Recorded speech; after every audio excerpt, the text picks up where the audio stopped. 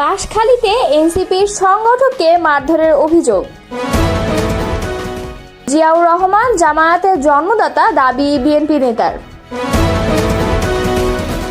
সৎ, পেশাদার এবং রাজনৈতিক মতাদর্শের ঊর্ধ্বে থাকা সেনা অফিসাররাই পদোন্নতির দাবিদার। তারেক রহমান বলেছেন, কোনো ভুল সিদ্ধান্তে যেন ফ্যাসিবাদ পুনর্বাসনের সুযোগ না পায়। বিএনপির বিক্ষোভের মুখে কক্সবাজারে পণ্ড এনসিপির সভা। এতক্ষণ শুনছিলেন সংবাদ শিরোনাম, এবারে বিস্তারিত। চট্টগ্রামের বাঁশখালীতে জাতীয় নাগরিক পার্টির এক সংগঠককে মারধরের অভিযোগ উঠেছে বিএনপি নেতাকর্মীদের বিরুদ্ধে। শনিবার রাত 8:30টার দিকে বাঁশখালী থানা থেকে কিছুটা দূরে ফারহাদ নোমান ভবনের সামনে এ হামলার ঘটনা ঘটে বলে পুলিশ জানিয়েছে। হামলায় আহত তানভীর কাদের শিকদার এনসিপির বাঁশখালী উপজেলার সংগঠক গুরুতর আহত অবস্থায় তাকে চট্টগ্রাম মেডিকেল কলেজ হাসপাতালে ভর্তি করেছে। দলীয় কর্মসূচির প্রচারণা সভায় বিএনপি নেতাকর্মীরা এই হামলা চালায় বলে এনসিপির পক্ষ থেকে অভিযোগ করা হয়েছে। তবে স্থানীয় বিএনপি নেতা এই অভিযোগ অস্বীকার করেছেন। প্রত্যক্ষদর্শী ও এনসিপি নেতারা জানান, এনসিপির জুলাই পদযাত্রা কর্মসূচি উপলক্ষে কয়েকটি অটোরিকশা নিয়ে প্রচারণা চালাচ্ছিলেন তানভীর। সে সময় একদল যুবক এসে তাদের ব্যানার কেড়ে নিয়ে আগুন ধরিয়ে দেয় এবং তানভীরের উপর হামলা করে। আহত তানভীর কাদের বলেন, চট্টগ্রাম দক্ষিণ জেলা বিএনপির সাবেক যুগ্ম আহ্বায়ক ও গন্ডমারা ইউপির সাবেক চেয়ারম্যান লিয়াকত আলীর অনুসারীরা এসে আমাদের ব্যানার কেড়ে নেয় ও পুড়িয়ে দেয়। তারা আমার মাথায় আঘাত করলে মাথা ফেটে যায়। এই ঘটনার আগে এনসিপির মুখ্য সমন্বয়ক নাসির উদ্দিন পাটোয়ারি এক বক্তব্যের জেরে বাঁশখালী পৌরসভায় বিক্ষোভ করে বিএনপি। স্থানীয়রা জানান, শনিবার কক্সবাজারে চকরিয়ায় বিএনপি স্থায়ী কমিটির সদস্য সালাউদ্দিন আহমদকে ইঙ্গিত করে বক্তব্য দেন নাসির উদ্দিন পাটোয়ারি। এর প্রতিবাদে বাঁশখালী পৌরসভার মিয়ার বাজার থেকে বিএনপি নেতাকর্মীরা মশাল মিছিল বের করেন এবং নাসির উদ্দিন পাটোয়ারি কুশপুতুল দাহ করেন। হামলার বিষয়ে এনসিপির যুগ্ম মুখ্য সংগঠক জুবাইরুল হাসান আরিফ বলেন, জুলাই পদযাত্রার প্রচারণার সময় বিএনপি নেতাকর্মীরা আমাদের সংগঠক তানভীর কাদেরের উপর হামলা চালিয়েছেন। তবে হামলার অভিযোগ অস্বীকার করেছেন বিএনপি নেতা লিয়াকত আলী। তিনি বলেন, আমি বর্তমানে ঢাকায় আছি, আমার কোনো নেতাকর্মী এই হামলা বা মারধরের সঙ্গে জড়িত নয়। আমাদের কর্মীরা শান্তিপূর্ণ মশাল মিছিল করে বাড়ি ফিরে গেছে। হামলার অভিযোগ পুরোপুরি মিথ্যে। বাঁশখালী থানার ভারপ্রাপ্ত কর্মকর্তা সাইফুল ইসলাম বলেন, আমরা হামলার খবর শুনেছি, মাথা ফাটানো বা ব্যানারে আগুন দেওয়ার বিষয়ে জেনেছি, তবে বিস্তারিত তথ্য এখনো পাইনি। বিষয়টি খতিয়ে দেখা হচ্ছে। সাবেক রাষ্ট্রপতি ও বিএনপির প্রতিষ্ঠাতা জিয়াউর রহমানকে জামায়াতে ইসলামের জন্মদাতা হিসেবে আখ্যা দিয়েছেন কামরুল হুদা নামে কুমিল্লার এক বিএনপি নেতা। তিনি কুমিল্লা দক্ষিণ জেলার বিএনপির যুগ্ম আহ্বায়ক ও চট্টগ্রাম উপজেলা বিএনপির আহ্বায়ক পদে রয়েছেন। শনিবার বিকালে চৌদ্দগ্রাম উপজেলার মুন্সিরহাট উচ্চ বিদ্যালয় মাঠে এক অনুষ্ঠানে কামরুল হুদা এই মন্তব্য করেন। বিএনপি নেতার এই বক্তব্যের 49 সেকেন্ডের একটি ভিডিও সামাজিক যোগাযোগ মাধ্যমে ভাইরাল হয়েছে। ভাইরাল ওই ভিডিওতে কামরুল হুদাকে বলতে শোনা যায়, জামায়াতকে রাজনীতি করার সুযোগ কে দিয়েছে? বিএনপি। শহীদ প্রেসিডেন্ট জিয়াউর রহমান জামায়াতের জন্মদাতা, সেই জন্মদাতার সঙ্গে তারা বেইমানি করেছে।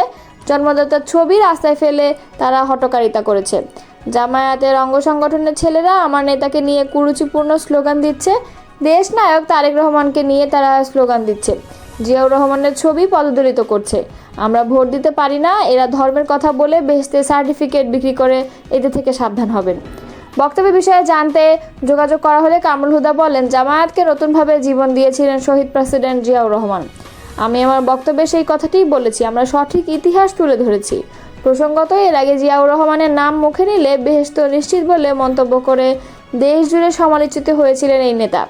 চলতি বছরের 1 জানুয়ারি চৌদ্দগ্রাম উপজেলা কেন্দ্রীয় ঈদগাহ মাঠে ছাত্র দলের প্রতিষ্ঠা বার্ষিকীর অনুষ্ঠানে তিনি এ কথা বলেন।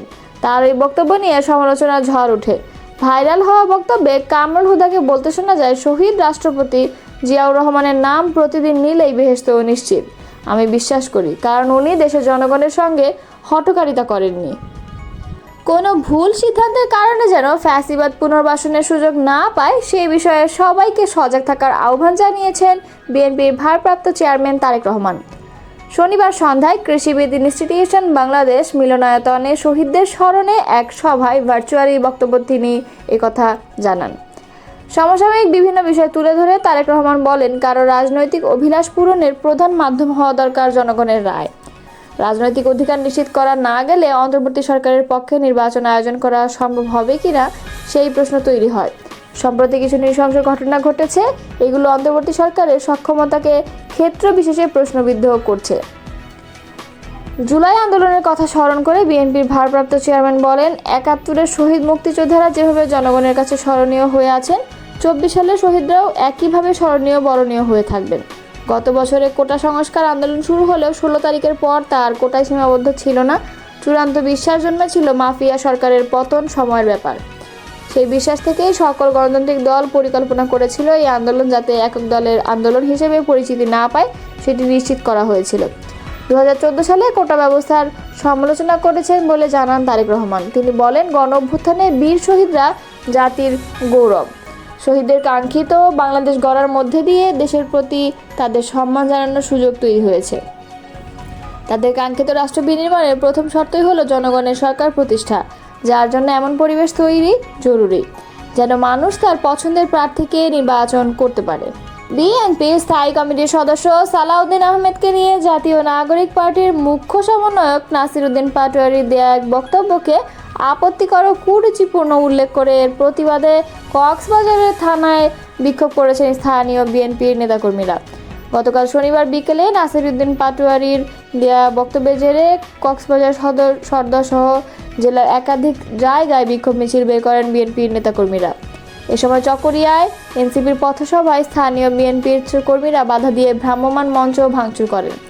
নাসির উদ্দিন পাটোয়ারির বক্তব্যের জেরে এনসিপির জুলাই পদযাত্রা বান্দরবান যাওয়ার পথে কক্সবাজারের ঈদগাহ, চকরিয়া, লোহাগড়া, সাতকানিয়ায় পূর্ব নির্ধারিত পথসভা পণ্ড হয়ে যায়।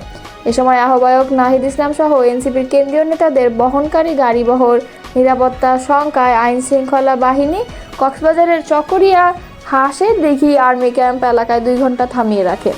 পরে বিকাল ৫:৩০টায় সেনা সদস্যদের কড়া নিরাপত্তা কর্ডনে চকরিয়া এলাকা পার হয়ে জুলাই পদযাত্রা গাড়িবহর। প্রত্যক্ষদর্শীরা জানান, চকরিয়ায় দুপুর থেকে এনসিপির পক্ষে মঞ্চ তৈরি মাইকিং করা হচ্ছিল। হঠাৎ বিকেলে ৪:৪টার দিকে কিছু লোক লাঠিসোঁটা নিয়ে মঞ্চে হামলা করেন। এনসিপির মাইকিং করা লোকজনকে তাড়িয়ে দেন তারা।